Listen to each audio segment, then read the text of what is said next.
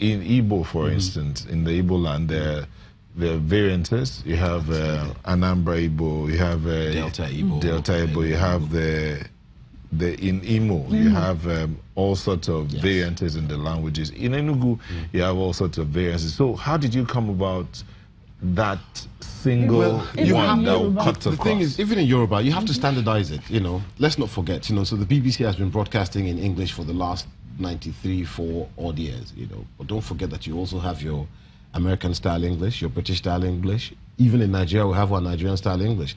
You have to standardize it. So it's like saying, when you're writing something on the BBC website, are you going to use the word elevator or are you going to use the word lift?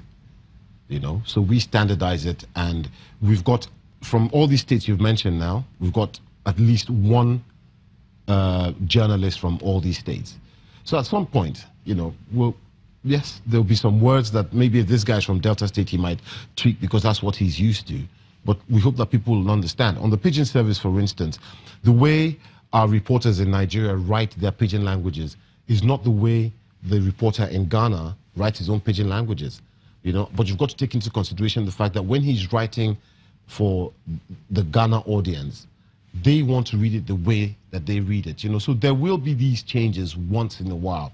But hopefully, by and large, we hope that it'll be a rather standardized. There's an Igbo that people speak everywhere that everybody can understand around the eastern region, and likewise Yoruba. So that's what we'll go with. Okay, so since the launch of the pidgin last year, what's been the feedback like?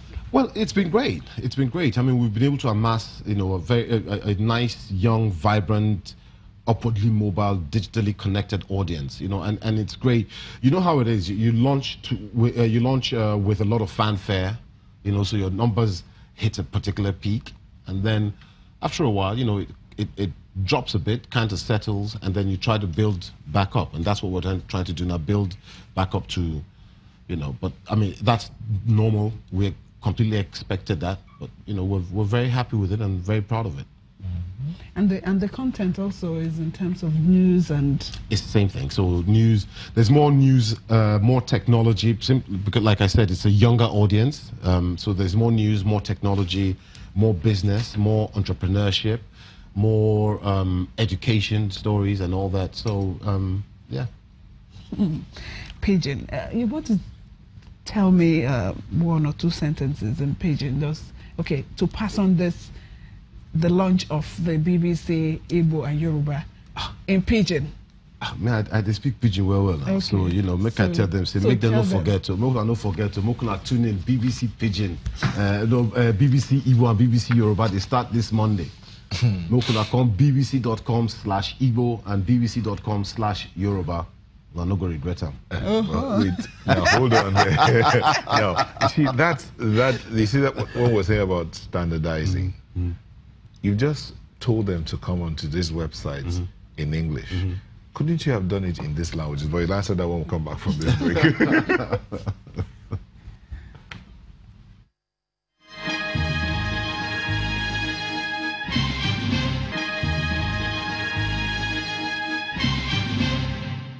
Welcome back. We're still talking Sunrise, and we're looking at the launch of the BBC Igbo and Yoruba broadcast service.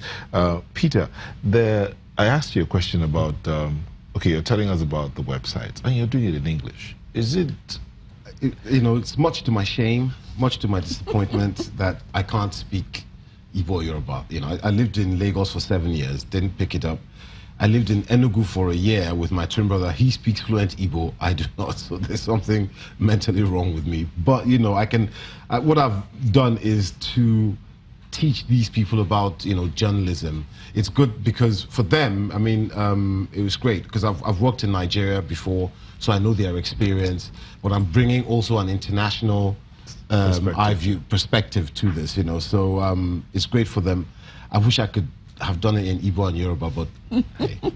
Okay, now Festus Akimboyewa on Twitter is having some kind of issues with this launch.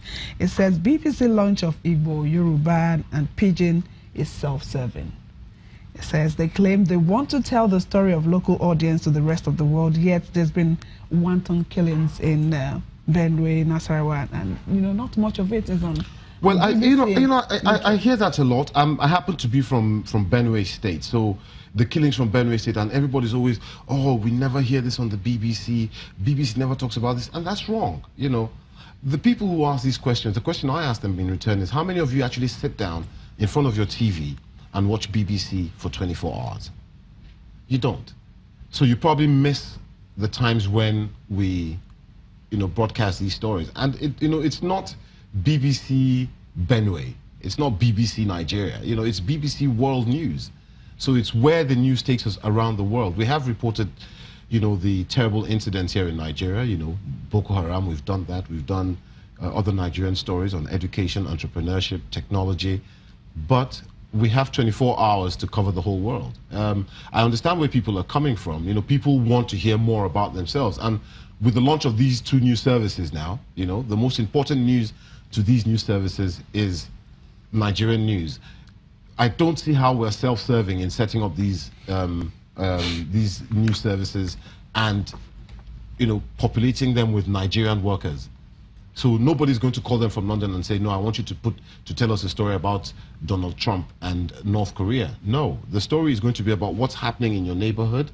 You're going to tell it, and then the rest of the world will know. And if you do the story well, we know that BBC World News or BBC World Service would pick it up and reversion the story and do it in English. And that's your story traveling even further.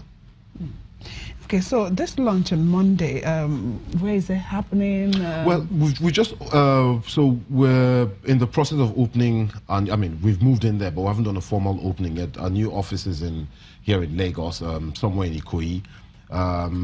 So we're going to be live, hit the proverbial button at about 8 o'clock in the morning. So people will be able to visit our website, and go through it and check all the great content that we have there and listen to our news bulletins and watch our video clips and all that. It's really great. What's the website again? So for BBC Igbo, it's very simple. It's bbc.com/Igbo, bbc.com/Yoruba. bbc.com/Igbo. And bbc.com/Yoruba. So if you just type that into your URL search engine, you'll come up with it. And then the TV content will come later, I guess. Well, yes, hopefully down the line. I mean, that's further down the line. We'll just want to establish these first, and then we'll move in there. Like I said, our new office has got a fantastic TV studio, not as good as yours, but and then we've got our radio studios as well. So yeah. Okay, so all we can say is we wish you all the best. Thank you very much. Appreciate it. Thank you so much for coming, Peter Akwoche, the BBC Nigeria editorial lead. And it's a mouthful, but we've closed. Focus on Africa. You still do that? I still present Focus on Africa. I've not done it in 6 months. I miss it so much. I miss being on air. I envy you guys so much because I miss being on air. But so my assignment ends at the end of March, and then I'm back in London sometime in April, and hopefully they'll give me my spot back on Focus on Africa. Okay, so thank you for coming on. Thank you very much. Thank you. We'll take a quick break, and when we come back, Janet will be in the house.